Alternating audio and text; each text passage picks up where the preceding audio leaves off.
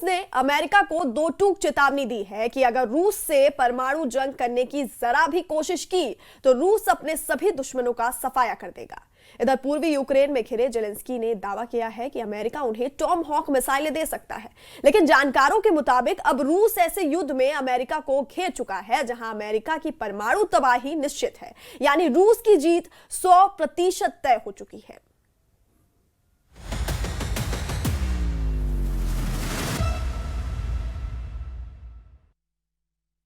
и согласился.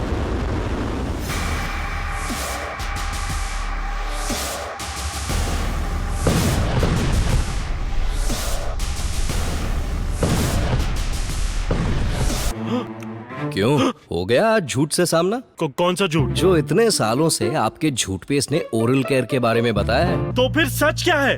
Truth paste Patanjali दंत कांति, आयुर्वेद और science ने मिलकर बनाया है इसे। इसकी 16 जड़ी बूटियों से मिले आपके दांतों और मसूड़ों को कंप्लीट ओरल हेल्थ का सच। पिछले 5 दिनों से ट्रंप ने एक भी भड़काई या बवाली बयान ना तो रूस के खिलाफ दिया और ना ही पुतिन पर कुछ कहा है।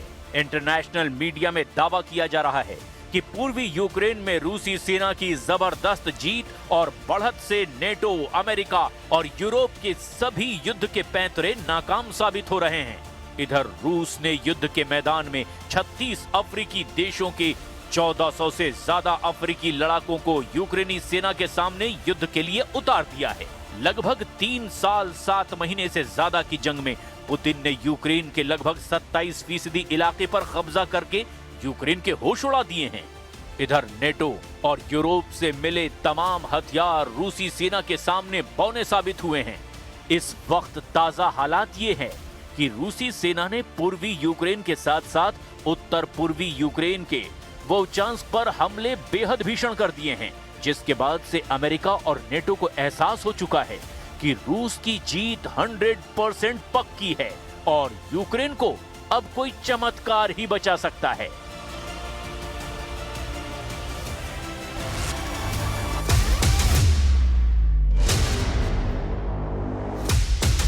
चमत्कार युद्ध से बचेगा यूक्रेन, ट्रंप ने माना युद्ध के बॉस पुतिन। ये वही ट्रंप है जो मीडिया और नेटो देशों के नेताओं के सामने दावे कर रहे थे कि रूसी सेना और राष्ट्रपति पुतिन कागजी शेर निकले। ये वही ट्रंप हैं जो दावा कर रहे थे कि रूस कभी भी यूक्रेन जंग नहीं जीत पाएगा। लेकिन आज देखिए, 21 अक्टूबर से लेकर 29 अक्टूबर के बीच जैसे ही पुतिन ने एक के बाद एक परमाणु शक्ति का प्रदर्शन किया, अमेरिका और नेटो की बोलती बंद हो गई। पुतिन ने 21 अक्टूबर को बड़ी परमाणु जंग का अभ्यास किया।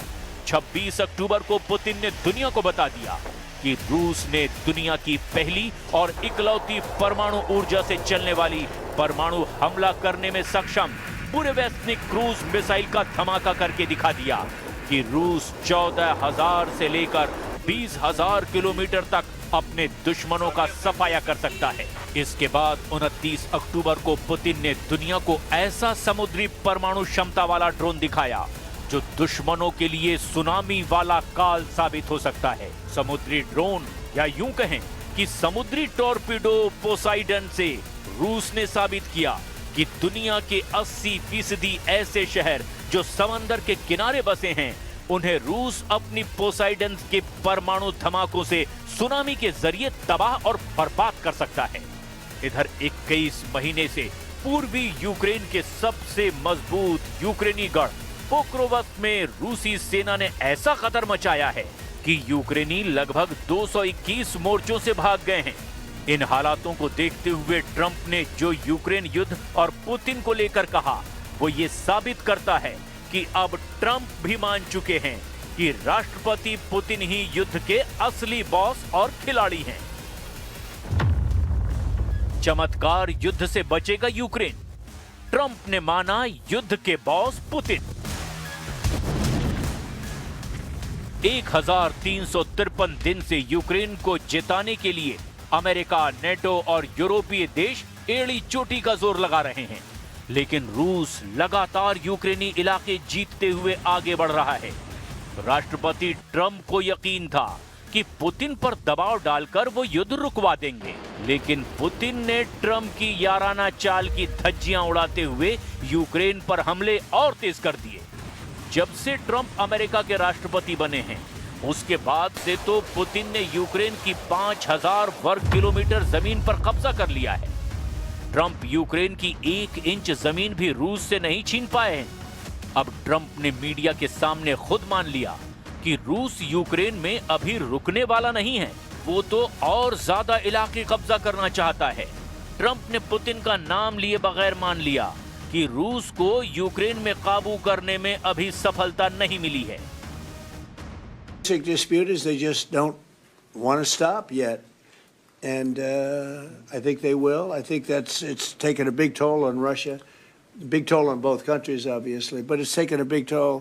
They're losing 7,000 soldiers a week. That's a big toll, and between the two of them, divided, you know, with Russia losing more soldiers actually, but they're both losing a lot of people. I inherited the war, and I think we're going to get it ended, not too distant future. अब आप ये video देखिए।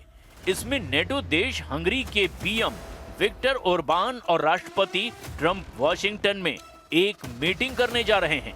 इस meeting से पहले जब media ने Viktor Orban और ट्रंप दोनों से पूछा कि क्या यूक्रेन जंग जीत सकता है, तो ट्रंप और विक्टर ओरबान दोनों ही मुस्कुराने लगे और कंधे उचकाते हुए पीएम विक्टर ओरबान ने ट्रंप के सामने कहा कि यूक्रेन को जंग कोई चमत्कार ही जिता सकता है।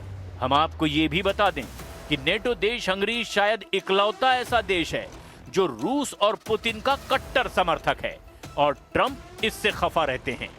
लेकिन हैरानी की बात तो ये है कि पुतिन के दोस्त हंगरी के पीएम विक्टर ओरबान से ट्रंप ने कहा कि आप रूस से तेल 1 साल और खरीद सकते हैं। ट्रंप हंगरी को रूस से तेल खरीदने की खुली छूट दे रहे हैं, जबकि बाकी सभी यूरोपीय देशों पर रूसी तेल खरीद पर सख्ती दिखा रहे हैं। यानी ट्रंप अब हंगरी के जरिए पुतिन को मनाने में जुट गए हैं, ऐसा वॉर एक्सपर्ट्स का अनुमान है। रूस की जीत 100%, यूक्रेन को जिताएगा कौन? रूसी सेनाएं पोक्रोवस्क शहर के केंद्र, उत्तर और पूर्वी हिस्सों में घुस चुकी है। यूक्रेनी कमांडरों के मुताबिक रूसी सैनिक नागरिक कपड़ों में छिप करके घुसपैठ कर रहे हैं, जो जेनेवा कन्वेंशन के उल्लंघन के रूप में युद्ध अपराध है। पूर्वी यूक्रेन के पोक्रोवस्क में भीषण जंग चल रही है। दावा किया जा रहा है कि रूस पोक्रोवस्क पर कभी भी पूरी तरह से कब्जा कर लेगा। लेकिन इस बीच यूक्रेनी ड्रोन कमांडर मादियार ने दावा किया है कि पोक्रोवस्क में 27 यूक्रेनी सैनिकों के बदले 24,895 रूसी सैनिक मारे गए। पोक्रोवस्क में सिर्फ रूसी प्रचार की जीत हो रही है। वहीं यूक्रेन के राष्ट्रपति ज़ेलेंस्की ने दावा किया कि रूसी सेना ने पूर्वी यूक्रेन के साथ साथ उत्तर पूर्वी यूक्रेन पर बहुत बड़े हमले की तैयारी पूरी कर ली है। दावा किया गया कि रूस ने उत्तर पूर्वी यूक्रेन के वोचांस के पास सेना तैनात करना शुरू कर दिया है। ऐसा अनुमान है कि भीषण सर्दी शुरू होते ही रूस हमले शुरू कर देगा। इधर रूसी रक्षा मंत्रालय ने एक बड़ा दावा किया कि उसकी सेना ने यूक्रेन के दक्षिण पूर्वी जापोरेजिया क्षेत्र के उस पेनियांका गांव पर काबू पा लिया है। हालांकि इन दावों की स्पष्ट पुष्टि नहीं हो पाई है, लेकिन रूसी सेना का कहना है उस पेनिवका गांव पर काबू कर लिया है।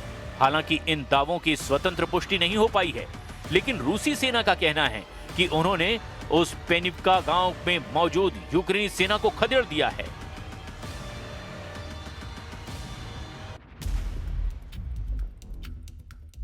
अब सवाल ये उठता है कि हारते यूक्रेन को आखिर कौन बचाएगा? अमेरिका और नेटो की तमाम कोशिशों के बावजूद रूस यूक्रेन में बहुत भारी साबित हुआ है। हालांकि अब नेटो प्रमुख मार्क रूटे ने दावा किया है कि नेटो ने रूस की गोला बारूद उत्पादन क्षमता को पीछे छोड़ दिया है। मार्क रूटे ने कहा है कि नेटो बहुत जल्द अब रूस को यूक्रेन से खदेड़ने के लिए एक बड़ी कार्रवाई और सैन्य सहायता यूक्रेन को दे सकता है। जबकि पूर्व नेटो प्रमुख एंडर्स फोग रासमुसेन ने कहा है कि यूक्रेन फॉरएवर वॉर की ओर बढ़ रहा है, यानी यूक्रेन में हमेशा युद्ध होता रहेगा। एंडर्स फोग रासमुसेन का साफ कहना है कि जब तक यूरोप रूस पर दबाव नहीं बढ़ाएगा तब तक यूक्रेन में जंग रुकना बेहद मुश्किल है। लेकिन जेलेंस्की को अभी भी लगता है कि अमेरिका की मिसाइलें गेम चेंजर साबित हो सकती है। खबर है कि यूक्रेन ने रूस के भीषण हमलों के बीच फिर से टॉमहॉक मिसाइलें खरीदने के लिए जोर लगाना शुरू कर दिया है। रिपोर्ट के मुताबिक यूक्रेन के वॉशिंगटन राजदूत ओल्हा स्टेफानिशीना ने कहा है कि अमेरिका के साथ टॉमहॉक मिसाइलों और लॉन्ग रेंज हथियारों की खरीद पर सकारात्मक बातचीत चल रही है और उम्मीद ये है कि जल्द ही टॉमहॉक जैसी क्रूज मिसाइलों से यूक्रेन रूस के अंदर घुस करके लंबी दूरी के हमले कर सकेगा।